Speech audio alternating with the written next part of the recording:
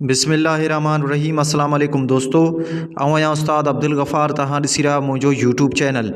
दोस्तों एक नए वीडियो सां गॾु तहां जी ख़िदमत में। दोस्तों अॼु सबक 27 दर्जे 8 मां, जंहिंजो उनवान आहे मकलीअ जो सैर। पहिरें हिन सबक जूं लफ़्ज़ माञाऊं, उन खां पोइ सवाल जवाब ऐं ॿियूं जेके एक्सरसाइज़ूं आहिनि उन्हनि खे हल कंदासीं। तव्हां दोस्तनि खे गुज़ारिश आहे जेकॾहिं चैनल ते नवां आहियो, चैनल खे सब्सक्राइब, वीडियो खे लाइक शेयर ऐं पंहिंजे क़ीमती राय खां ज़रूरु आगाह कंदा।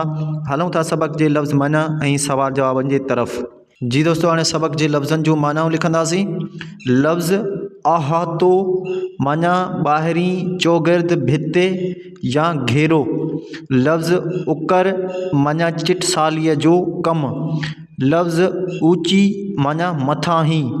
लफ़्ज़ पाक दामन माना नेक या चङी चाल वारो। लफ़्ज़ दफ़न माना पूरियल। लफ़्ज़ सिपह सालार माना अॻवान। लफ़्ज़ आलम माना जहान या दुनिया। पोइ लफ़्ज़ आहे आलीशान माना वॾे शान वारो। लफ़्ज़ कारनामा माना वॾो कमु। लफ़्ज़ मुहक़िक़ माना तहक़ीक़ कंदड़। पोइ लफ़्ज़ आहे मुक़ाम माना क़ब्रिस्तान। लफ़्ज़ मुक़बरो माना क़बर या मज़ार। लफ़्ज़ नवाज़ण माना राज़ी करणु। लफ़्ज़ विरसो माना माइटनि पारां छॾियल मिल्कत। लफ़्ज़ झुड़ाली माना झुड़ वारी। लफ़्ज़ धारे माना ॿाहिरीं। लफ़्ज़ नामवर माना मशहूर। लफ़्ज़ किस्सो माना ॻाल्हि या कहाणी। लफ़्ज़ महराब माना पेश इमाम जी नमाज़ पढ़ाइण वारी जाइ। मश्क अलिफ़ हेठि ॾिनल सवालनि जा जवाब लिखो। नंबर पहिरियों सवाल, सिंध जा माण्हू ॼाम नंदो कंहिंखे चवंदा आहिनि? जवाब, सिंध जा माण्हू ॼाम नंदो ॼाम निज़ामुद्दीन खे चवंदा आहिनि, जेको सिंध जो बादशाह हो। नंबर ॿियो सवाल, मख़दूम ठारू कंहिंखे चयो वञे थो? जवाब, मख़दूम मुईन ठटवीअ खे मख़दूम ठारू चयो वञे थो। नंबर टियों सवाल, दोलह दरिया ख़ान कंहिंजो सिपह सालार हो? जवाब, दोलह दरिया ख़ान ॼाम निज़ामुद्दीन जो सिपह सालार हो। नंबर चोथों सवाल, मकलीअ जी क़ब्रिस्तान में सिंध जा कहिड़ा आलिम ऐं अदीब दफ़न थियल आहिनि? जवाब, मकलीअ जी क़ब्रिस्तान में सिंध जा हेठियां मशहूर आलिम ऐं अदीब दफ़न थियल आहिनि।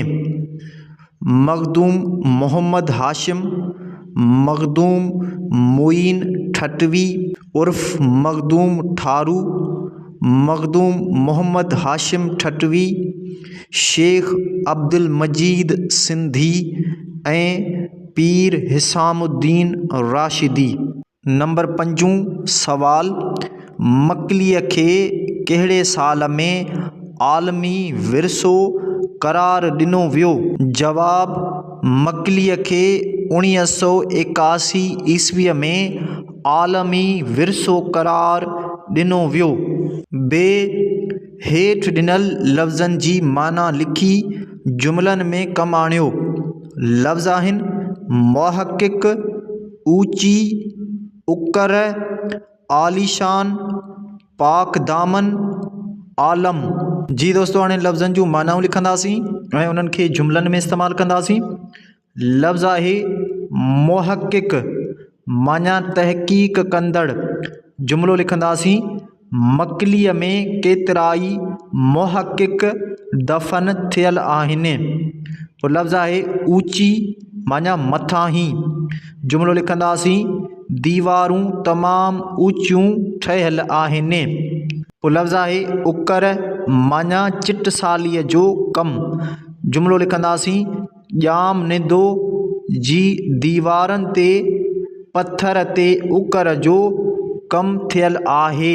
पोइ लफ़्ज़ आहे आलीशान माना वॾे शान वारो।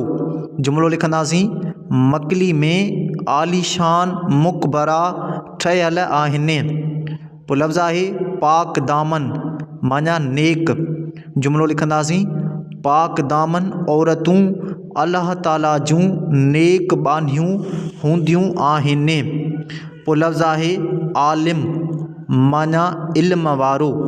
जुमिलो लिखंदासीं मकलीअ में केतिराई आलिम बेदफ़न थियल आहिनि। जीम हेठि ॾिनल लफ़्ज़नि जा ज़िद लिखो जीअं ज़मीन जो ज़िद आसमान आहे। लफ़्ज़ आहिनि सेरांदी, दुआ, हयाती, ख़ूबसूरत, औरत। जी दोस्तों हाणे लफ़्ज़नि जा ज़िद लिखंदासीं। लफ़्ज़ सेरांदी ज़िद पेरांदी। लफ़्ज़ हयाती ज़िद मौत। लफ़्ज़ औरत ज़िद मर्द। लफ़्ज़ दुआ ज़िद बददुआ। लफ़्ज़ ख़ूबसूरत ज़िद बदसूरत। दाल हेठि ॾिनल ग़लति पहाकनि ऐं चवणियुनि खे दुरुस्त करियो। जी दोस्तों ही पहाका ऐं चवणियूं आहिनि, इन्हनि खे दुरुस्त करे लिखंदासीं। नंबर पहिरियों जहिड़ी करणी जहिड़ी भरणी। दुरुस्त करे लिखंदासीं जहिड़ी करणी तहिड़ी भरणी। नंबर ॿियो ॾाढे जे लठ खे टे मथा। दुरुस्त करे लिखंदासीं ॾाढे जे लठ खे ॿ मथा। नंबर टियों सखणी कुनी थोरो उभामे। दुरुस्त करे लिखंदासीं सखणी कुनी घणो उभामे।